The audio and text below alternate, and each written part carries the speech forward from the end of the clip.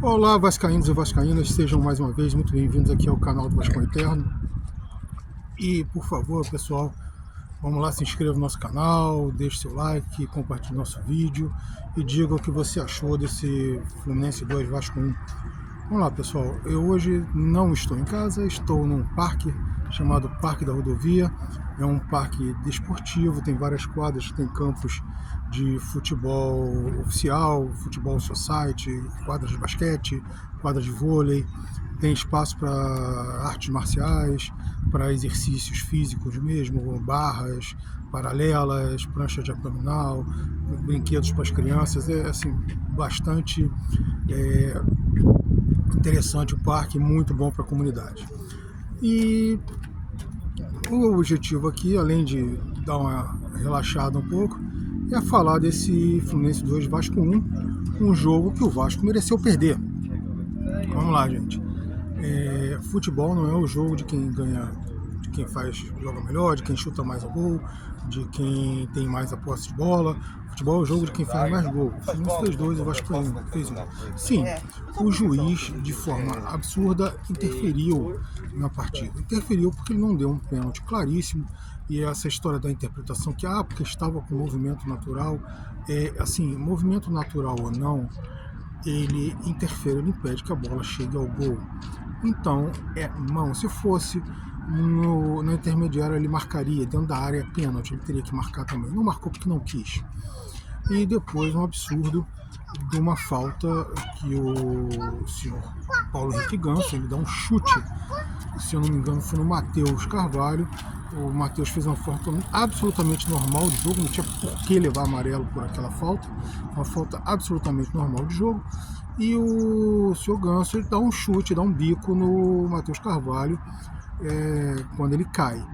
Então aquilo ali era um lance para expulsão direta e o juiz apenas deu um cartão amarelo, não sei de onde que ele tirou aquela ideia. Assim, 2 lances que eram para o VAR ter chamado a arbitragem a rever o lance e o VAR simplesmente se omitiu. Ou seja, dizer para mim que aquilo ali é interpretação igual de um e de outro, que aquilo ali... Não, aquilo ali foi, na pior das hipóteses, ou melhor, na melhor das hipóteses, aquilo ali foi uma invencionice, uma coisa esdrúxula, e na pior das hipóteses foi má intenção mesmo, que eu estou mais inclinado a achar que foi má intenção. Mas não tenho prova, óbvio, né? Então vamos ficar com a primeira hipótese, que foi uma arbitragem desastrosa. Mas o Vasco não perdeu por causa disso. O Vasco perdeu porque voltou a apresentar erros crassos, erros absurdos que apresenta desde o Campeonato Carioca. As melhores partidas do Vasco foram naquele... Não, na verdade era um 3-5-2 que estava sendo bem executado. O Vasco tinha 3 zagueiros bons, o Medel organizava bem ali atrás e o Vasco povoava mais o meio campo, impedindo saídas rápidas dos adversários, etc, etc. Depois o Vasco perdeu isso aí e começou a jogar ali num 4-3-3 e o Vasco mais uma vez perde o meio campo. É um buraco, um latifúndio entre a defesa e o ataque. A maior parte das bolas o Vasco não consegue pegar a segunda bola, o Vasco não consegue transitar rapidamente da defesa para o ataque, e isso é que faz o Vasco jogar mal. Então assim, o Vasco até chutou mais a gol, a maioria dos chutes mal feitos, das finalizações mal feitas, todas quase para fora. O Fluminense, mesmo tendo menos arremates a gol, teve mais arremates em direção ao gol do que o Vasco. E o mais importante, o Fluminense fez 2 gols, uma falha gritante da defesa. Como é que um cara do porte do Ganso, que não é um cara tão alto assim, deve ter mais ou menos 1,80 m, ele sobe entre um cara que tem mais de 1,90 m e outro com 1,85 m, 86, que é o Léo Pelé, né, o Soléu, se quiserem, e cabeceia sozinho, sem ser incomodado, não teve nem um costão ali para atrapalhar um pouco, não, ele cabeceou absolutamente sozinho. Segundo gol, a mesma coisa, o cara entra pela esquerda de ataque, sem marcação, sozinho, ninguém olhando, né? E teve outros lances desse tipo, ou seja, foi uma defesa que, mal protegida pelo meio campo, ficou exposta, uma defesa que até do lado esquerdo é relativamente rápida, com o Léo e o Piton, mas do lado direito o Paulo Henrique ficou sobrecarregado porque o senhor Rossi não voltava para compor. Então você ficou com um buraco no meio campo e a bola não chegava com a qualidade que precisava no ataque. Essa é a figura do jogo. No segundo tempo o Vasco melhorou, sim. No segundo tempo o Vasco melhorou um pouco, não o suficiente para realmente virar a partida. E a vez que foi realmente eficiente, ou perdeu o gol, ou mais uma vez o VAR, eu vou voltar a falar isso aqui, o VAR não é para ficar marcando impedimento de 5 ou 10 centímetros. O VAR não é isso ali, ó. Me deu tchau ali, ó. Pois é, o VAR não é para ficar marcando impedimento de 5, 10 centímetros, porque ele não tem precisão para isso. Continua sendo ou seja, a origem do lance, na hora que toca o lance, é uma decisão do árbitro de vídeo, que ele vai botar mais para cá ou mais para lá. E aí você altera também a situação da própria marcação do VAR. Ou seja, o VAR não é para isso. O VAR é para marcar um impedimento escandaloso que a arbitragem não viu, é para marcar uma bola que entrou que a arbitragem não viu, é para essas coisas que é o VAR. Não é para ficar marcando 5 centímetros de impedimento, né? Ou seja, o Vasco foi operado ontem mais uma vez e perdeu o jogo por causa disso. Mas não só por isso. O Vasco jogou mal. Nem tanto jogou mal. Ele jogou da mesma forma que jogou contra o Grêmio e contra o Bragantino. Contra o Grêmio ele deu sorte. Né, dos chutes difíceis de acertarem. Primeiro o do David, que foi desviado.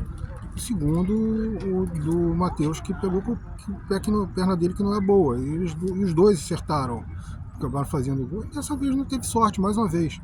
Ou seja, o Vasco não está jogando mais nem menos. O Vasco está sendo mais infeliz e mais incompetente do que os seus adversários. Tem que parar, tem que rever isto aí. Claro, quando você tem todas essas características de ser mais incompetente do que o seu adversário, ter mais infelicidade, aí os erros ou não da arbitragem fazem diferença no placar. Isso aí, pessoal. Espero que tenham gostado desse vídeo e vamos torcer porque o próximo jogo é contra o Criciúma. Quanto ao Ramon Dias com aquela papagaiada lá de agora temos uma semana para treinar, porque nós jogamos 3 jogos seguidos. Todos jogaram 3 jogos seguidos. Alguns com viagens longas, muito longas, né, como para fora do país. Jogaram partidas muito mais difíceis do que a do Vasco e todos eles voltaram e ninguém fica choramingando. Isso é desculpa esfarrapada. Essa semana a mais vai fazer diferença. O Vasco teve 1 mês agora treinando e o time bota meio palmo de língua para fora já no meio do segundo tempo. O time está morrendo em campo. Por quê? Porque está correndo errado, o time está espaçado. Ou seja, o Vasco teve 1 mês de treinamento e parece que não fez absolutamente nada. O Sr. Ramon continua cometendo erros durante o jogo, em trocas, em substituições, demora muito para substituir e às vezes troca errado também. Claro, quando o cara que entra, mesmo sendo aquele que a gente espera, corresponde, faz tudo certo, joga pra caramba, o cara é gênio, né? É bestial. E quando ele entra e faz aquilo que a gente espera, que é nada, aí ele é uma besta. Mas o Sr. Ramon tem substituído errado. A verdade é essa. O Cleiton, por exemplo, ontem era para ter entrado pelo menos 10 minutos antes. Porque estava perdendo 2-1, ia fazer o quê? Você acha que você ia construir o jogo? Não. Aí era para partir com a bafa. Coisa que o Vasco tentou durante vários momentos do segundo tempo, né, com bolas alçadas na área lá da intermediária e só o Veguete dentro da área para disputar essas bolas. Se tivesse um David, quem sabe não teríamos empatado o jogo, talvez até virado. Ou seja, o Ramon também tem muita culpa nesse cartório. Sim, ele fez muita coisa no passado, mas isso não dá carta branca para fazer tudo e para justificar tudo. O Vasco precisa abrir o olho, porque daqui a pouco entra no desespero da Série B, da queda, e aí não tem jogador vendido a 10 milhões, a 15 milhões, não tem nada disso. Vai ter jogador apenas se desvalorizando por estar jogando Série B. É isso aí, pessoal. Obrigado aí, mais uma vez. Até o nosso próximo vídeo.